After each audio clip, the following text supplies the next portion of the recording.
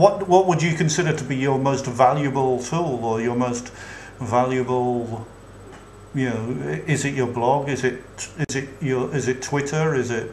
I think it's my ability to write well is my most valuable tool, and that's something that I taught myself over many years. I failed my I didn't fail English at school, but I scraped through with a C grade GCSE English by combining my literature and language papers.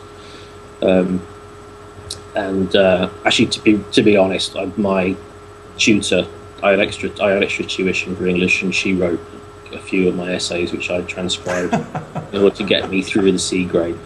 So I really couldn't write. I don't know if I'm dyslexic or what have you. I don't think I'm dyslexic, but I have issues with my handwriting. I find it difficult to communicate through handwriting. So computers kind of saved me in that respect, because I could type, and fanzines and writing for pleasure helped me to learn how to construct sentences, and just by repetition I learned grammar and spelling and things. I still have huge issues with spelling, but I know how, but I can communicate through writing, and that learning, teaching myself how to write, also means that my writing style is quite unique, and it's quite personal to me, so it's quite distinctive. And I noticed that a lot of my peers, they have quite a rigid writing style, because for them writing is what you do for essays and reports and so forth. But I've never really written those. I just write for fun, or to get an idea out, or in a conversational way. So that style of writing is probably my greatest tool. The fact that I can construct things with words that people want to read, or people enjoy reading, or some people enjoy reading. That's the most valuable thing. How I get those words out there, it could be a photocopied pamphlet, it could be a blog, it could be Twitter, it could be, doesn't really matter. I like the blogging format because it's instant, because it spreads, because it gives me a potentially worldwide audience. I'm coming from a fanzine world. The idea of a little fanzine that is instantly published across the world that anybody can read, that's, you don't need to staple it and stick it in. That's revolutionary. But fundamentally it's the same thing. So yeah, the great thing about the internet, and this is where people get sort of hung up and confused about, oh, we've got to have these amazing tools, these amazing services. They're irrelevant. They're just the trucks on the road. It's what you're sending out there that's important. And it's so easy to set up a blog. Having a blog is meaningless. Having a blog that has amazing writing on it, that's the hard part. And it's always been the same. It's always been like that. It's the people who have something to say and say it well. They're the ones that get through, and that's hard. It takes time. But because I've spent 20 years doing it, I mean, that's the thing about being an early adopter. Anything about being early adopters, you've just got more practice. There's nothing fundamentally better about what you're doing. You've just had longer to figure out how to do it. And I've had 20 years of figuring it out. Oh, it's interesting that you were the first person I ever came across who was actually, somebody that really constructed blogs, really, worked, you worked all night on a blog post or whatever, and I was like, that kind of, that was a revelation to me, because again, people tend to use blogs for note-taking or whatever, so that was amazing. But now you're kind of taking that further, because you're going into this kind of book thing, you're going into book, producing your own books now. Yes, I'm interested in the form, first of all. So primarily I'm finding the blog format a little restrictive for the sort of thing I want to write.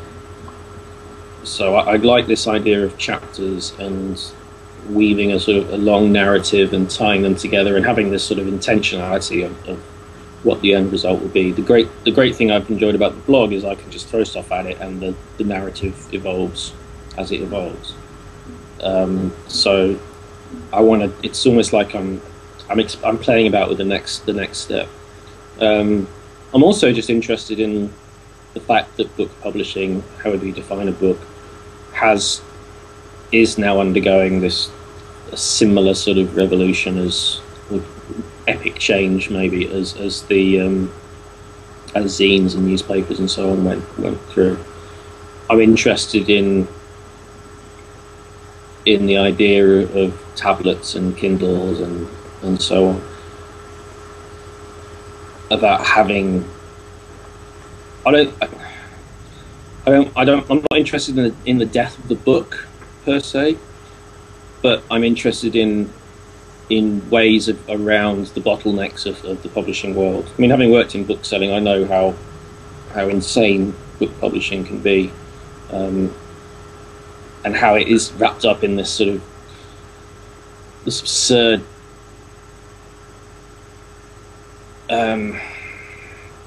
has this absurd focus on literary stuff. I mean, the fact that there's no VAT on books and they've managed to preserve that for years, when the majority of books are published, should have no reason not to have VAT on them. The majority of booksellers are things like cookery books and celebrity nonsense and gift books and stuff. The actual literature that gets sold is a tiny proportion, and yet they don't have the tax on them in the same way the videos do.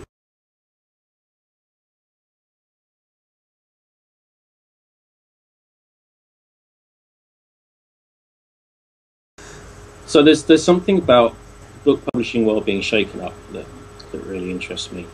But also, I've been fascinated by the sort of Kindle stuff that's been happening, where people, and it's generally happening with genre work, so it's not happening with anything of any real quality. It's been teenagers writing vampire stories, but they're selling hundreds of thousands of them for 99p, and that's interesting to me for a couple of reasons. Firstly, it's new and it's interesting. But secondly, it echoes the way that paperback publishing developed in the middle of the 20th century. So this idea of the pulp novel, and just people who would write, people like Philip K. Dick and so on, just writing hundreds and hundreds of books just for money. And not really caring, not having this idea of the sacred book. It was just a way of getting words out there to people, and people could pick them up. They didn't have to go into rarefied bookshops and buy hardback novels for a week's salary. They could pick up a trashy paperback at the train station and read it, and then probably throw it away afterwards. So this idea of a sort of disposable medium is interesting to me, and I think that's what's happening with the ebooks and the Kindle. It's this. I like the fact that I can publish a book, and it doesn't matter if only 50 people read it. If anything, that's a good thing. I can you don't need to sell hundreds of thousands of copies to break even, and yet you can still publish a book. So yeah, it brings book publishing into this world of sort of micro audiences of small but connected, and an audience you can actually have a relationship of some sort with, which is something that has always benefited me, and that's how I suppose you could say that's how I've made a living, is that I have a relationship with my audience, and then someone will employ me. So yeah, any new development in media that allows me to have that scale of readership is of interest to me, and books are reaching that point now. But I've read your posts about that, and what's interesting is you're investigating the two things at the same time. You're investigating the writing form and the curating form of that, and also the kind of business model or the distribution thing simultaneously. Yeah, because I don't see a huge. Well, partly it's because that's the stuff I write about, so I'm kind of cursed in that respect, that I will always wind up writing about the thing that I'm doing. And at some point, I'd like to write about something that I'm not doing, just for the novelty. But yeah, I'm doing it because it's interesting to me, and I write about things I'm interested in.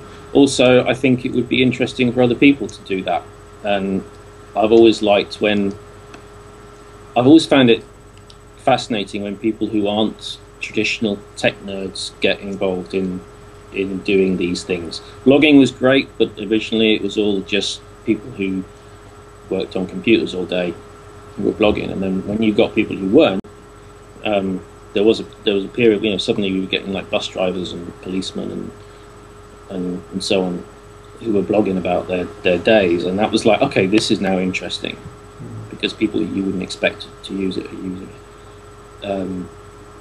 One of the worst things about Twitter was how it got colonized by marketing people.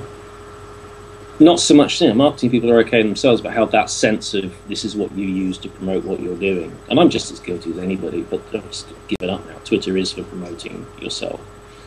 The conversational side of it has taken a sort of back step, I think, from my perspective.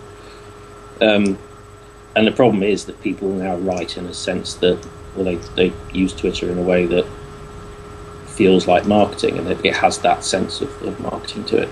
But the nice thing about the blogs, and I think still is to a certain extent, is that people don't feel that they should write in a certain way. They just write in the way that they want to write, and that's,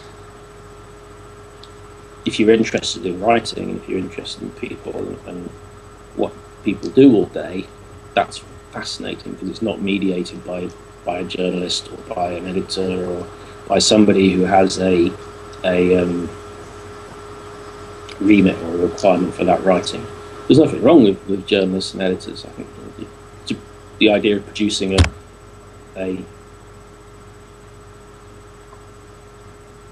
an edited thing, an edited organ or whatever, that takes all these disparate elements and puts them into a certain context, that's a great thing. But there's also something about having this unmediated voice that hasn't really happened before, hasn't been able to happen before.